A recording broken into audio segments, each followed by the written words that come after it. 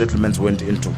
If you look at from the 1948 master plan of Nairobi, the areas that were set aside as buffer zones between the river and the higher areas where the richer people took is where we have our slums and our informal settlements. That is where you have Madare in the depth of Madare Valley. That's where you have, Kibra.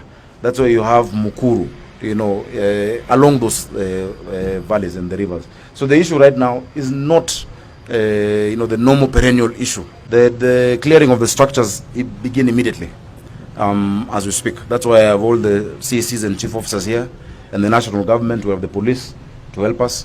Where the structures need to be cleared, they must be cleared, no matter whose it is. And that's why I have thanked those in the informal settlements have been more cooperative. But those higher up in Kileleshwa, in Lavington, in Kilimani, we will just have to use force, unfortunately, because it is about saving lives, and so we're going to do that. You're right, the matter has been perennial because you see our drainage system over the years, has been constrained. We have a constrained drainage system. But with the work of the Green Army, that's why when you saw during the El Nino, there wasn't much flooding because the water didn't reach the level of rivers bursting their banks. If you look at most areas that flood, after the water settles, it flows, and so the drainage is flowing, but the capacity of the drainage is what is constrained. What we're dealing with currently, the crisis now, is bursting of river banks. And the river banks is not a drainage issue. It is rivers, and it is encroachment onto the rivers. If you go along, and you see many of our rivers, the valleys are what the informal settlements went into. If you look at from the 1948 master plan of Nairobi, the areas that were set aside as buffer zones between the river and the higher areas where the richer people took is where we have our slums and our informal settlements. That is where you have Madare in the depth of Madare Valley. That's where you have, Kibra. That's where you have Mukuru, along those valleys and the rivers. So the issue right now is not, the normal perennial issue that we have of drainage, but just the bursting of the banks of our rivers across.